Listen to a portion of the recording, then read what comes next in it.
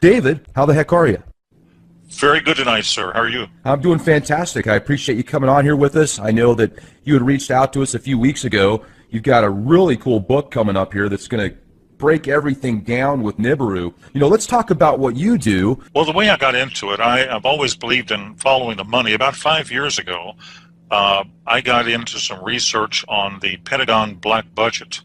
And I don't know if you recall, but you probably do, that the day before 9/11, Don Rumsfeld announced at a Pentagon news conference that the agency was 2.2 trillion short. Money was simply missing, 2.2, not billion, but trillion. So having worked for a period of time at the Pentagon, I realized this was most likely black budget funds. And I did some investigation, and I ran across a couple of areas, basically the deep underground military base research done by Jesse Ventura, done by Phil Schneider, done by other personalities. And I realized, of course, that's likely the source of the lost money. It's black budget ops, and it's being spent. And why is it being spent in terms of these type of bases? So that's how my curiosity was picked, you might say. These bases, I understand, are built away primarily from geologic tectonic areas, but again, when Planet X passes, you're going to have new geotectonic faults established when you have force 11, 12, 13, 14 earthquakes. So I don't know how safe they're going to be. It could be a lost investment for those people. In any case, that was my basic introduction about 5 years ago, and then I got into the science of the topic. My understanding, and this is partly from Phil Schneider, I know he worked 11 years at Groom Lake Area 51. He says the black budget varies between 0.2 trillion and 1.2 trillion per year. I'm not sure when the inception started. It was absolutely going on in the late 70s and 80s. He says a couple of dozen of these may be reasonable for protection. I agree, nuclear protection. But the question is, why do we have over 130 of these? That doesn't really make any sense unless, obviously, Planet X is absolutely a fact, which it is. Well, so, 4 years ago, I remember reading an article on Yahoo News that claimed eventually people are going to be able to look up in the sky and they're going to see what looks like a second sun, but really it's a giant sun that exploded. I think they said it was Betelgeuse or something like that.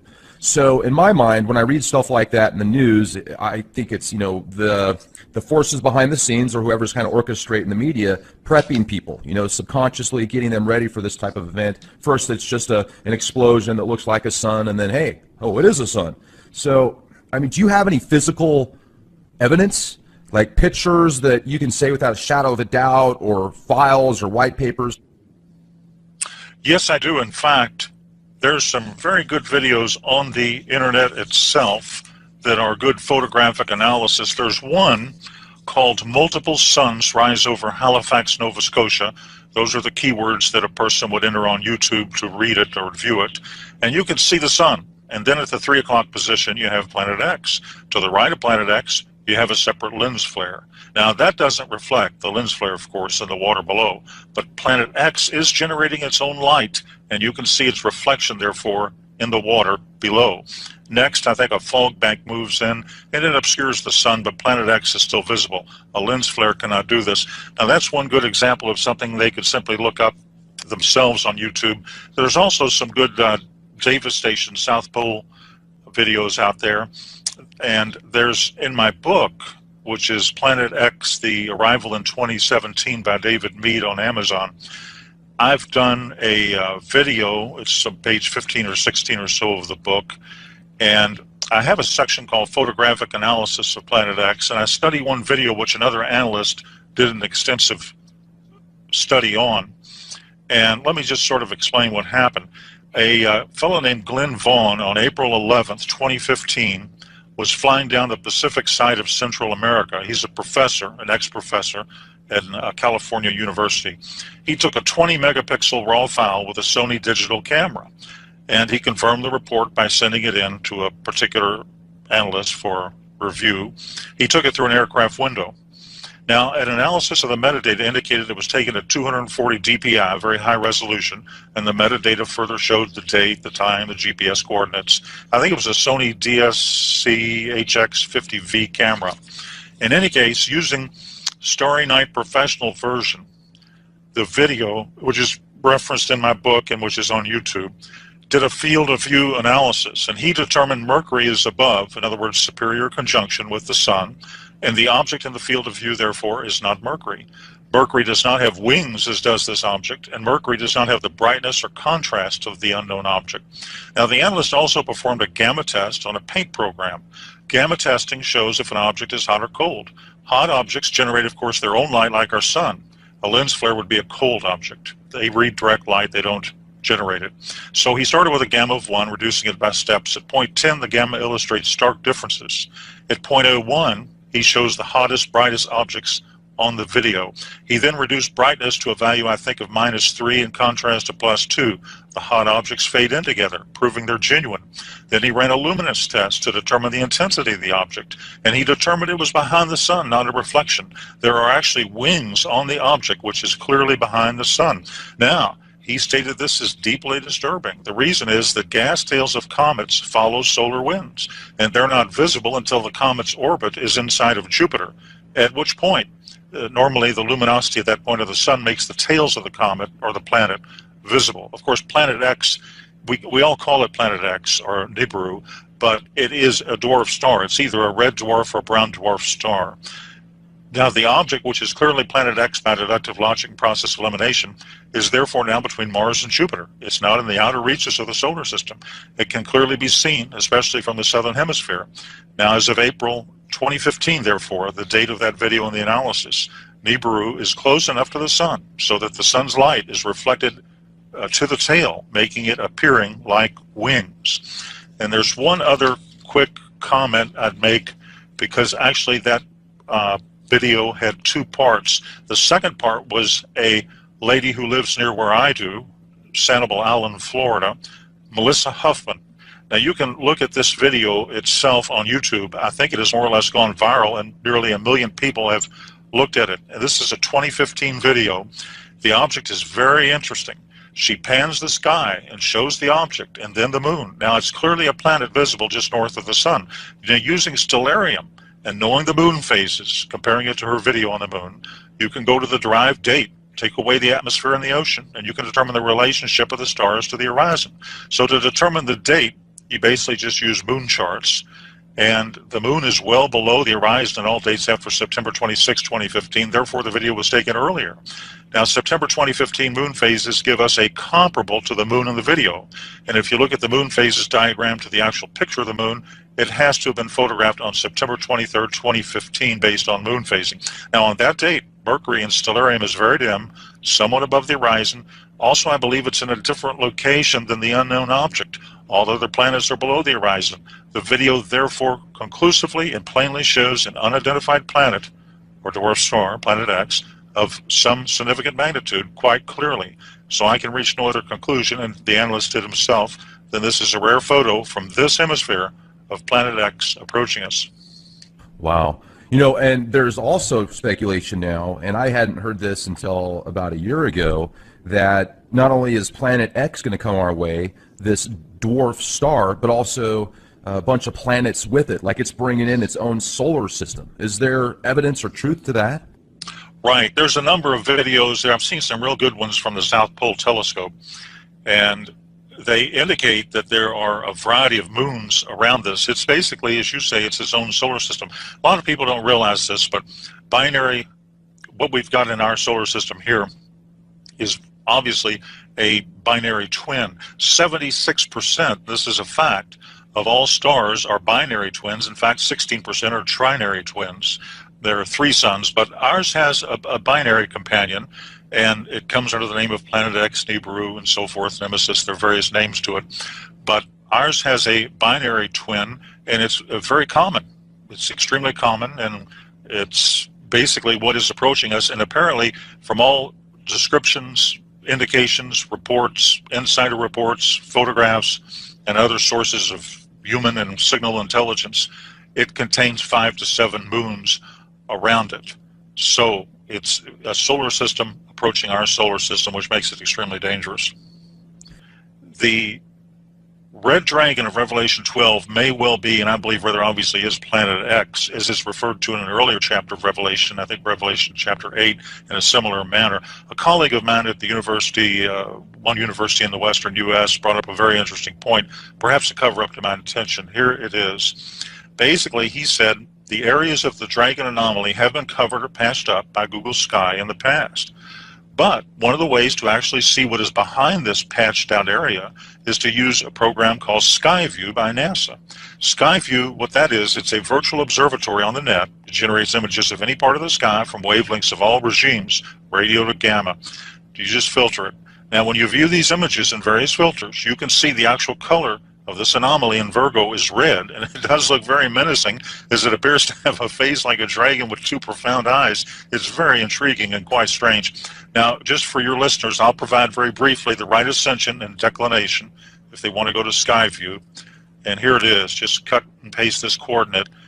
Here's the right ascension, 13 hours, 50 minutes, 44 seconds. Here's the declination, and that would be minus 8 hours, 13 minutes and 59.7 seconds. So right ascension is the celestial equivalent of longitude, and in the sky latitude is called declination. So you just enter those coordinates, and then on Skyview you just choose the Iris 100 micron telescope setting, and there you are. You've never seen an object quite like this one. Now, the sign itself might be a sweeping parenthetic of that entire biblical 70th week of Daniel, which is a key to solving the most complex cryptogram in existence, the book of the Apocalypse. As to what it is, the astronomical scientific community, I think, is keeping a very low profile. And the question is, why did they ever cover it up to begin with? Well, and not only that, if we could get into some of the more scientific stuff as well.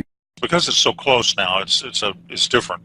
When it was first observed, probably the first time it was actually observed, it was observed in the infrared spectrum in 1983 by a orbiting Earth satellite telescope called the Infrared Astronomical Satellite. And this is when all those articles appeared in the Washington Post and the New York Times and so forth. And that's when, right before blackout occurred, there were some articles over a 6 to 12 month period of time when it was pretty much spoken freely of, and then all of a sudden I think they realized the seriousness of the matter, and they went ahead and produced a blackout. Now, remember this, the blue daytime sky is going to hide Planet X until it eclipses the sun. But there is going to be a full disk solar eclipse right after September 23rd, 2017. This occurs, if you look at moon charts, on October 5th, 2017. And what happens, of course, during a full disk solar eclipse is the sky turns black, and that will reveal at that point, that week, in my opinion, the week of October 5th to 12th, according, if the book of Revelation is true, because this ties in perfectly with it, that could well be the exact month that we can first see it with the naked eye. So, in my opinion, combined with a predictive computer-generated astronomical model, the Bible, the book of Revelation, the Apocalypse, tells us that the red dragon, or Planet X, or Nibiru, appears after September 23rd, 17, but it has to appear before October 11th, 2017. At that date, October 11th, 2017, the sign in Virgo, the woman Virgo, will no longer be, quote, pregnant. Then the red dragon, or Planet X, therefore must make it an appearance before October 11th. So that seems to be a cutoff date. Jupiter, which is known as the planet or the star of the Messiah, exits Virgo, the Virgin, on October 11th, after having spent, I believe, 301 days, or about 42 weeks, in the, quote, womb region of that constellation. And again, after that point, the woman will no longer be pregnant. So that gives us a very narrow window, just to use the book of Revelation or the Apocalypse as sort of an intel briefing. And the great sign of the woman, is described in Revelation 12, 1 to 2, forms and lasts for a few hours. And according, again, to astronomical models, this sign has never before occurred in human history. It will occur once on September 23rd, 27. It will never occur again. And I believe it places us right at the time frame from that analysis of the Planet X approach to the Earth. I would prepare on or before the fall of 2017. I would conduct emergency preparedness. Of course, you want to be spiritually ready. You want to have a clear conscience and all that, but you need to do physical preparations as well. I think survival gear, emergency food, that sort of thing. And the reason is that, again, all this while you're going to get increasing levels of disinformation from the mass media until it's actually there. And then they're going to say, whoops, we didn't have any notice, we don't know what happened, and so forth. And they're going to run and hide in what they've already established. But, you know, the public is there, and the public has to fend for itself. This global warming, as you've heard, I'm sure, is a cover story. The Earth is heating up from the core outward because of the approach of Planet X. During the 20th century, I think there were 35 volcanic eruptions in a typical year. Now there are more than 35 of these every single day. So basically, when X approaches, that week you see it in the sky, let's say it's October of 2017, you know, for purposes of discussion, at that point, it's not going to actually collide, I don't believe, with the Earth. The Earth is only 8,000 miles in diameter. It may pass 5, 10, 15 million miles away, but it has a very high magnetic attraction. It's going to have a gravitronic effect. It's going to cause the shifting of the Earth's crust. It's going to cause major volcanic activity. It's going to cause tidal waves. And when a pole shift happens, the ocean literally comes up out of its basin. So you're going to have major weather changes, seismic activity, and volcanic eruptions. Probably at that point, Yellowstone, the Yellowstone super caldera, will likely erupt. That could affect up to a third of the United States, cover it with ash. Well, let me jump in here for a second. I'm glad you brought that up, because you can clearly tell a difference now with how hot the sun is. I mean, even if you look at the same temperature, you know, 75 degrees now versus 75 degrees 10 years ago, although it's the same temperature, the sun on your skin even, there's just more heat there. If you go to the book of Revelation, the Revelation indicates that the sun is going to be hotter at that time frame. Now, the EMP effect, Planet X has a massive tail. It's fantastically charged. It's magnetic. The tail has moons and rocks in it. Now, this can down aircraft and satellite when it passes. It can affect the electrical grid. Now, of course, NASA, JPL, and the other disinformation sources ignore this data. But here are the facts. The Earth has a nickel and iron core. Now, this generates its magnetic field. However, the magnetosphere has large holes in it. The magnetosphere is a static shield. Now, under routine solar conditions, it protects the Earth from coronal mass ejections.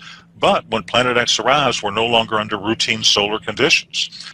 Now, you know that the magnetic poles have been shifting towards Russia at maybe 40 miles an hour a year. But when Planet X arrives, the physical poles will shift.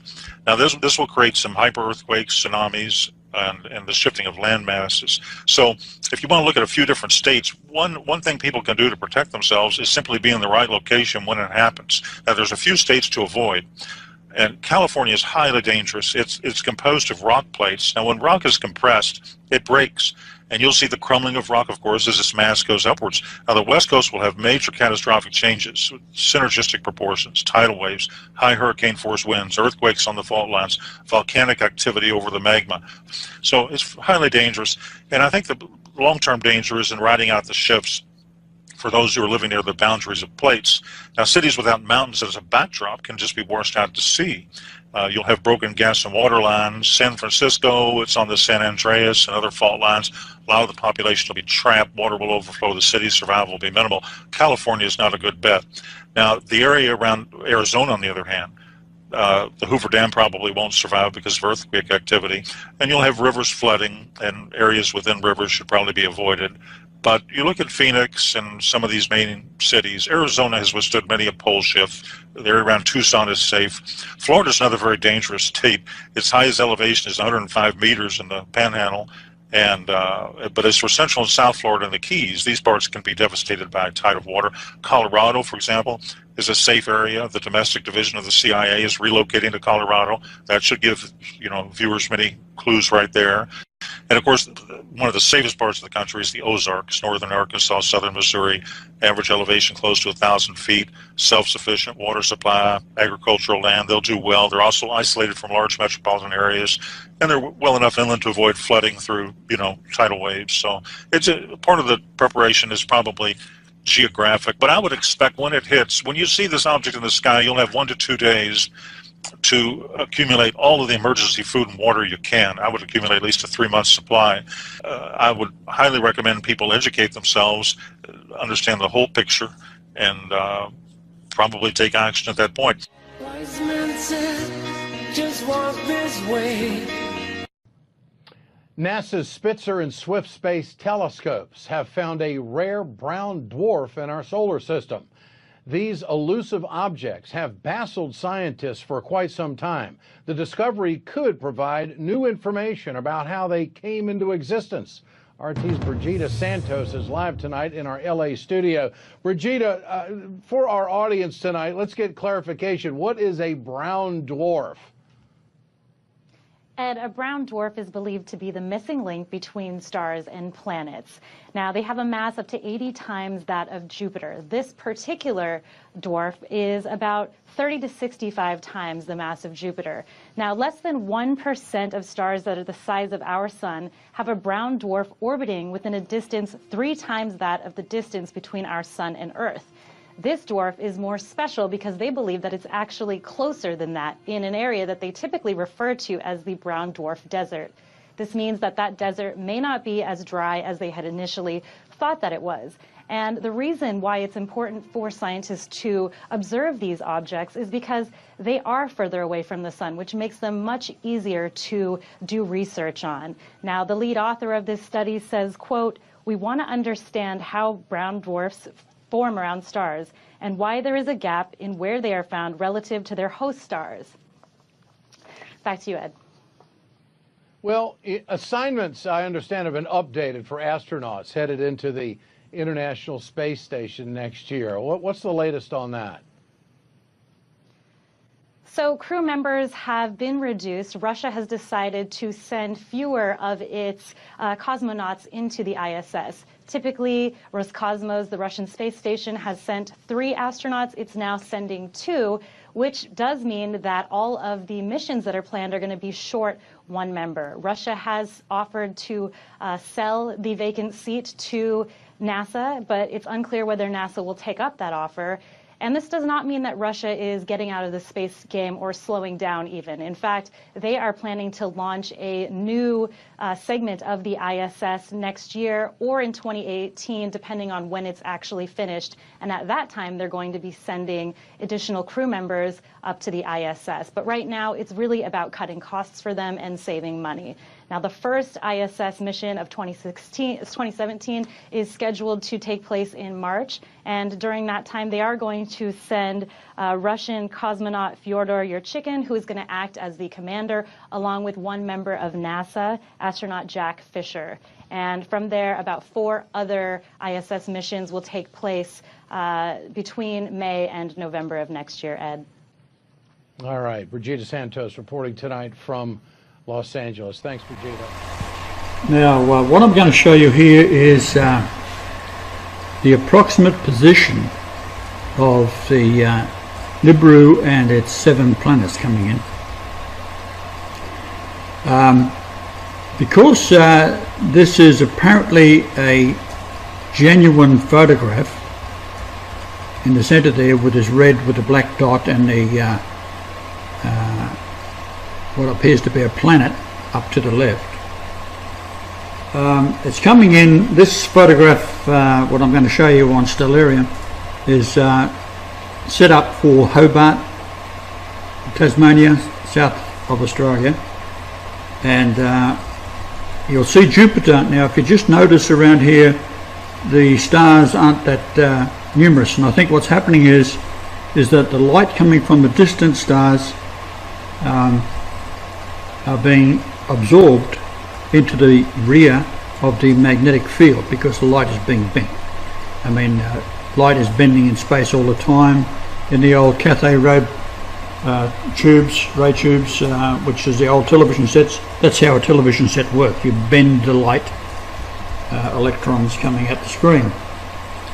So I'll now go over to Stellarium and show you the same scene, basically. So there's Jupiter there. We'll pull that over. So in this area here is where I was showing you. Now I'm going to show you what happens when we get out and away from that spot that I've determined where this is going to be, and you'll see how the light comes on. And then as we go back towards where I think that the Nibiru object is the lights go out, so I go back again, the lights go on, so the light is being bent and absorbed by the Nibiru object. So we'll go up now towards Taurus, which is up here, and you'll see the light comes on again. There's Taurus there.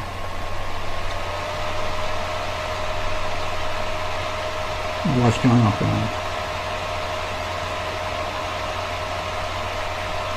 So possibly this hasn't been noticed by the authorities. I'll just go up again. Now she comes on again. Come back down. Jupiter just goes off screen. Now we'll go left and right. Give it some perspective.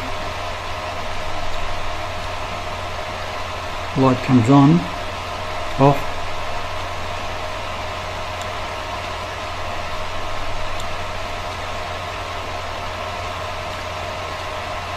The light comes on again. So it would appear to be around this area here. Not to say that it is, but it appears to be that's where the effect is occurring. Now, it could be behind Jupiter itself. It could be over this area here, but somewhere in this general vicinity. So that's just a little update on what I've been able to determine could be a possible indication where it is coming in from. And of course, Castor and Pollux down here is the twins, first and second coming. So I'll talk to you later.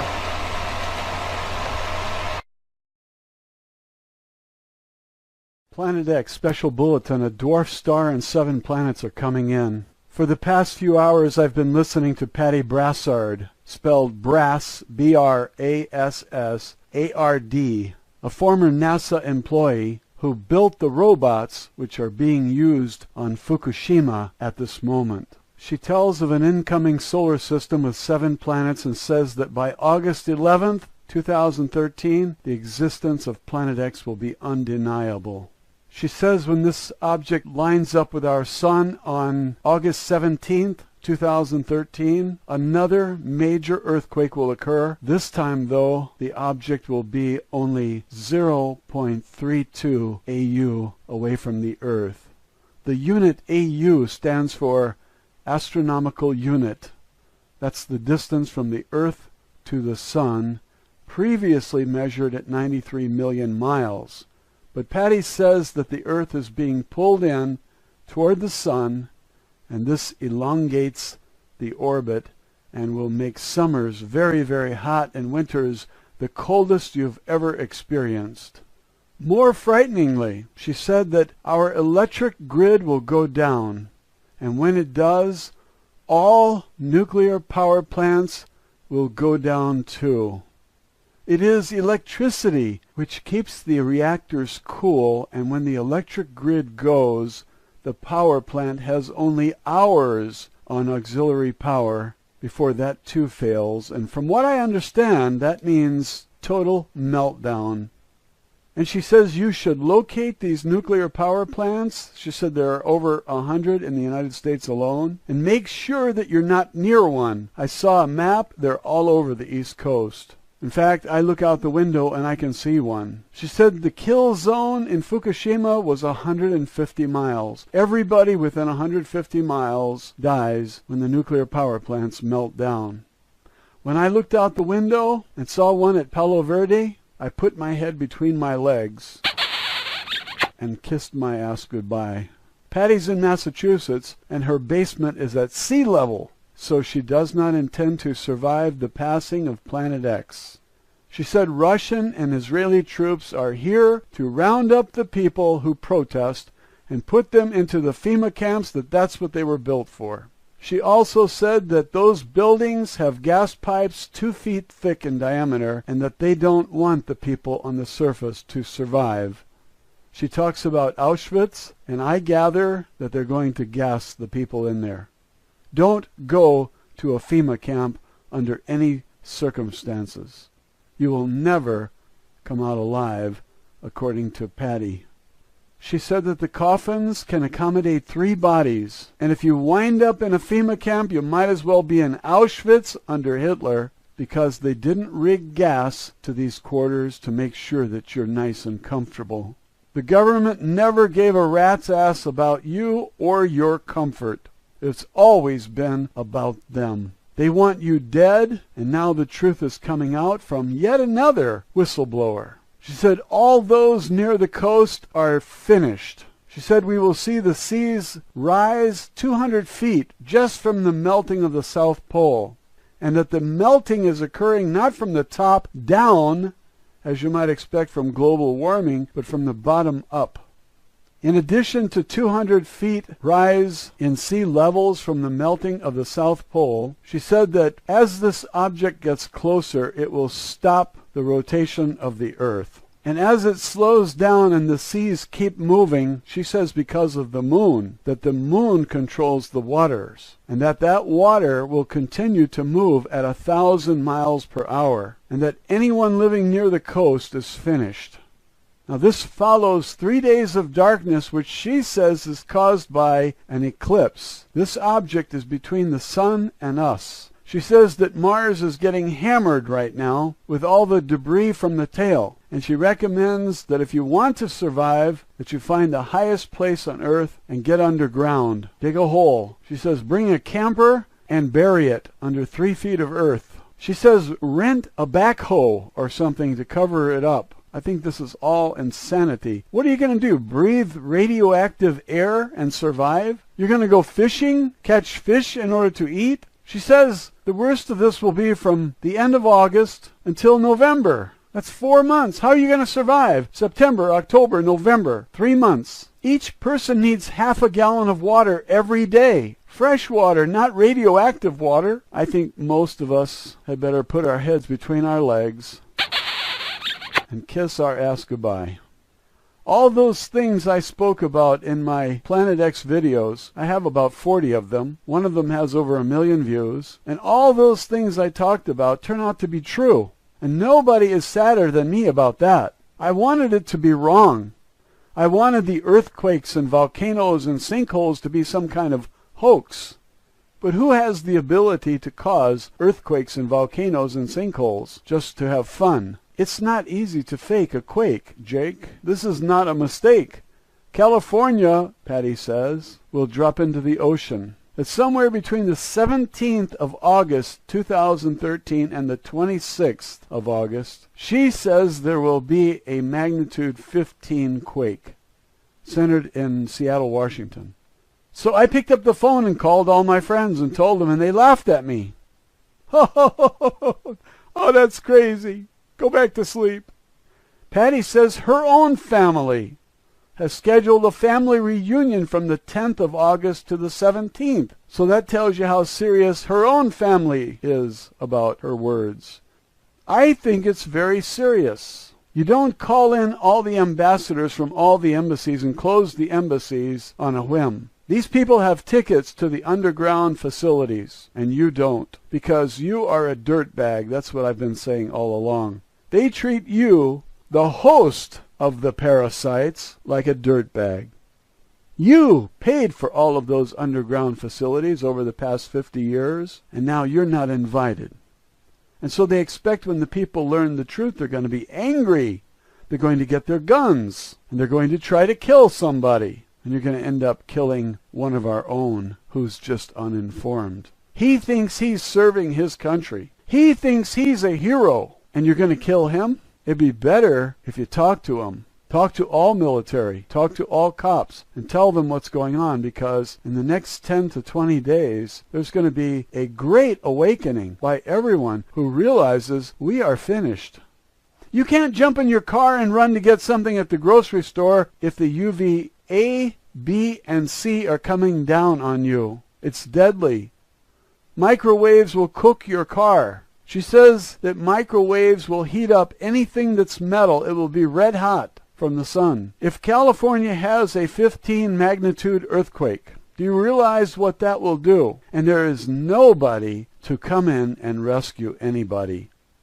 Remember when all those buildings and freeways fell on people in past earthquakes? Those were 6s and 7s. This is a 15, and every number you go up, it's 10 times more powerful. That means that a 15 is a billion times more powerful than a 6. A 6.0 compared to a 15 is 9 numbers up. That's 10 to the 9th power. That's a billion times more powerful. Nobody can survive a 15. Nobody. Not a billion times more powerful than the ones that brought down the Nimitz freeway and crushed cars as flat as a pancake. All that metal and steel crushed to a pancake with people inside them. I lived in California for about 30 years. I know the San Andreas Fault. I know where it goes in Los Angeles. I know where it goes in San Francisco. But once you get into Oregon and Washington, I don't know much about the San Andreas Fault. I understand that it goes all the way to Alaska. Now, if these plates fracture and California sinks because of lack of support, the pulling away from that plate, the Pacific plate, the tsunami that will come into Los Angeles could be very high.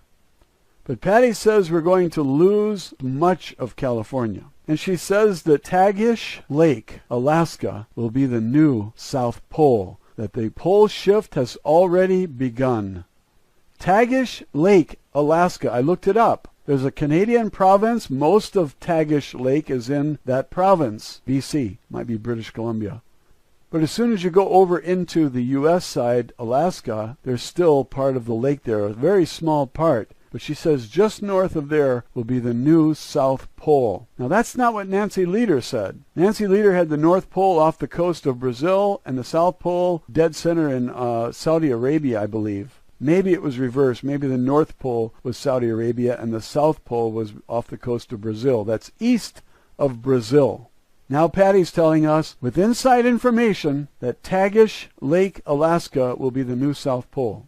I believe that the pole shift is already underway because I've seen the map where the North Pole is moving. It's moving very quickly and it's accelerating. As I recall, the North Pole was headed toward Siberia, and that it would arrive in Siberia in January of 2014. But I'm recalling this from memory. I can't be sure. I didn't look it up. But I looked up Tagish Lake, Alaska. I spun the globe. I turned it upside down so that that was the South Pole, and I spun the globe. And I found that Arizona will be in the southern hemisphere, and Australia will be in the northern hemisphere. Imagine that. Arizona will be the land down under. And it's too bad that I'll be dead in just 10 days or so, because I was looking forward to looking up into those southern skies at night and having the experience of seeing things completely different. Now you may recall on my previous Planet X videos I spoke about microwaves cooking everything when the Van Allen belt collapses, and very, very few people understood that.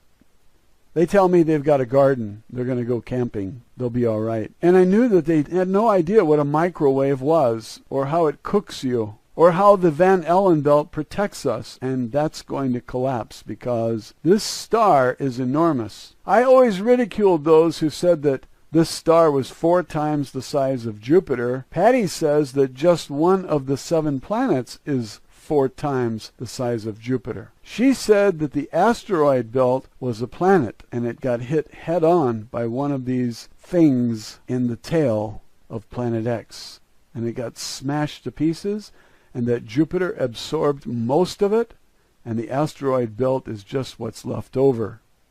Now imagine that you cannot go outside even to pee for 6 weeks because there will be deadly, she calls them UVA, UVB, and UVC, ultraviolet A, B, and C rays, which kill everything. I never heard of ultraviolet A, B, and C. I knew that ultraviolet rays kill everything, especially the things we depend on.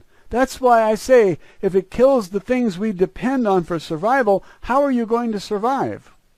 She says that some people will survive. Maybe those microorganisms will be inside the caves. I don't know. I think life is going to be extremely difficult. I hope that the first to die are those in the underground facilities, the so-called elite and government, because they are the most evil. And all you religious people who think that Jesus is going to save you, well, you're going to find out. Now, this announcement that I'm making to you is the most grave announcement I have ever made about anything. And while Patty gives advice about how to survive, she says, dig a hole, cover it with at least 3 feet of dirt, put some sort of camper or something in there, rent a Caterpillar or something that costs $200 a day, and dig a big hole in your backyard, put your camper in there, and then cover it up with 3 feet of dirt. That's crazy. You won't have food. You won't have water. You won't be able to go outside. How are you going to flush the toilet? If you do survive,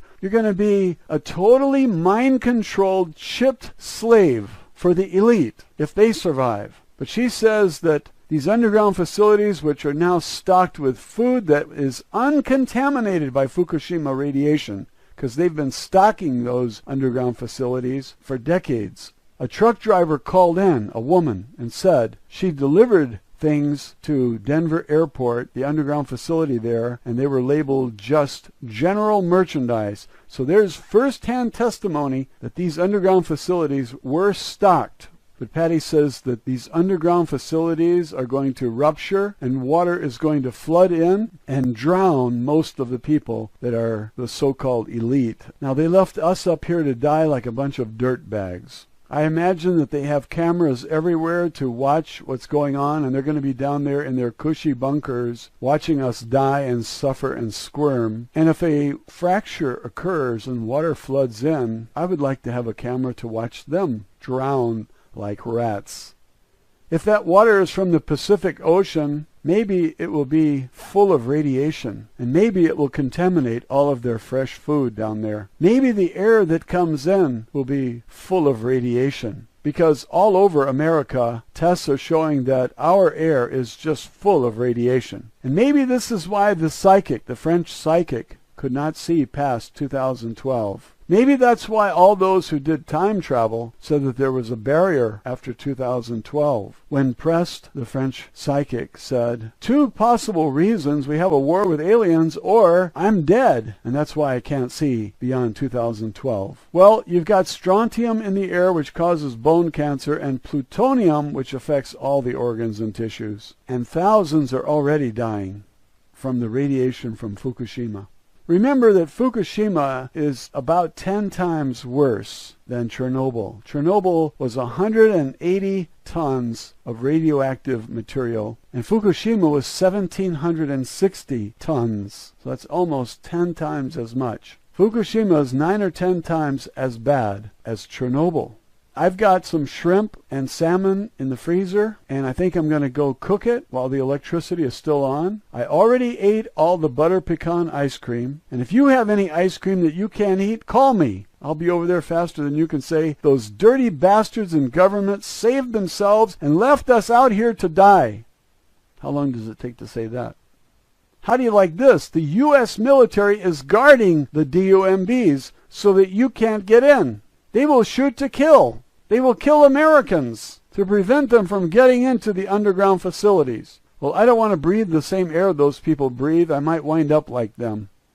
So no thanks. I'm not interested in going into a DUMB. These military have already been tested to see if they are loyal to the head Nazi, and they proved that they will follow orders. They will kill anyone they are told to kill. And they think they're heroes. Their reality is not the same as your reality. They live in an illusionary world.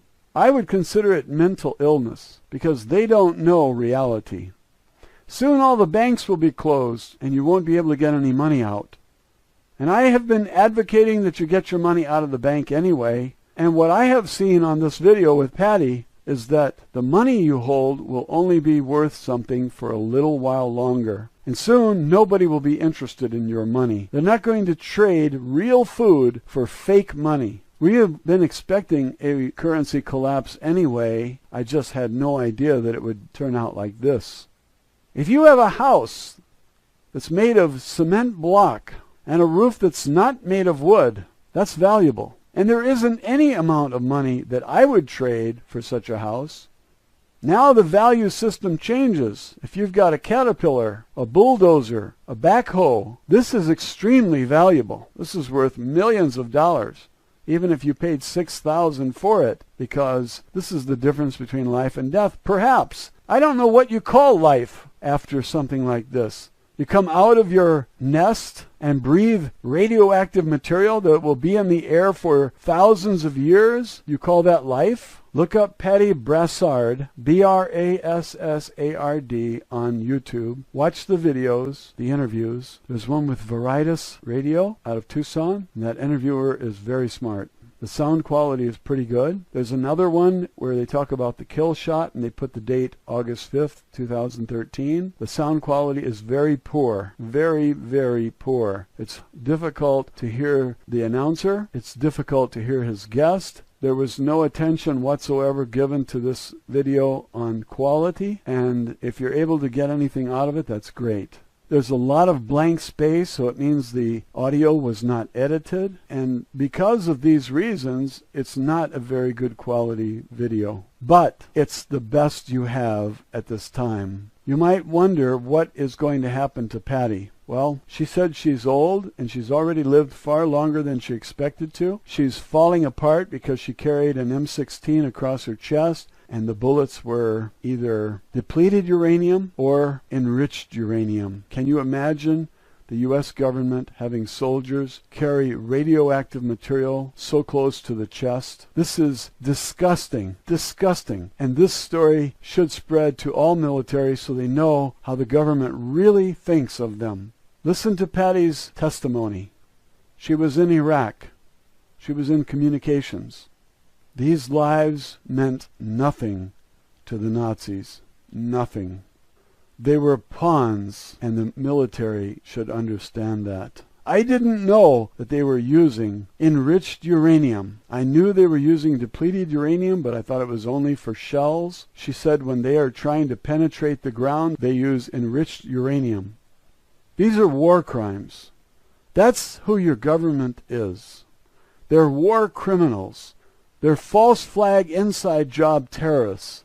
And Patty says the last 4 major terrorist attacks were all inside jobs. And it was done in order to take the guns because they can't pay the Chinese in gold, and so they offered them coastal properties. The Chinese wanted coastal properties, but they said, you disarm the people first. That's what Patty said. That shows you she has a lot of inside information. Now remember, August to November, about 4 months, will be the roughest part of the passing of Planet X. She said if you want to save yourself, it's already too late. She produced some very believable images to support her claims, and she claims to be able to access computers at NASA and EPA and other government agencies. And she revealed that NASA is not a government agency, it's a private corporation. She said it's no more government than the Federal Reserve is. There's one more thing I would like to tell you. She said that 6 astronomers or scientists, these are top astronomers and scientists, had decided that they were going to talk and tell the people, and all 6 of them were killed recently. I haven't heard of it. I don't know who the scientists are, but I think that Patty might be murdered soon also. I would not be surprised. In fact, I am also looking for a bullet, but I'm old and it doesn't matter if they kill me. I don't want to die of thirst. I don't want to die frying under a microwave sky or dying under UV light, ultraviolet light. This is not for me. I'm going to continue my effort to inform and let the chips fall where they may. You all have a right to know what's coming, and your Nazi government will not tell you anything because they want you dead. That's the way it's been for a long time now, and I've been saying it from my first video because I've been reading and putting the pieces of the gigantic puzzle together, and I know what evil looks like. Government is pure evil. And if you didn't know that before today, the next 10 days are going to be enlightening. Trust me. And all that propaganda you've been sucking up on the TV will now be blown away when the electric grid goes off and you have no TV and no drinking water. You'll be defecating outside because the house stinks from a toilet that can't be flushed. There's no water. The government wants you dead, and you're better off dead. And all you religious people out there who hounded me relentlessly and dumped your scriptures on my channel, I hope Jesus saves you from the frying sun's rays.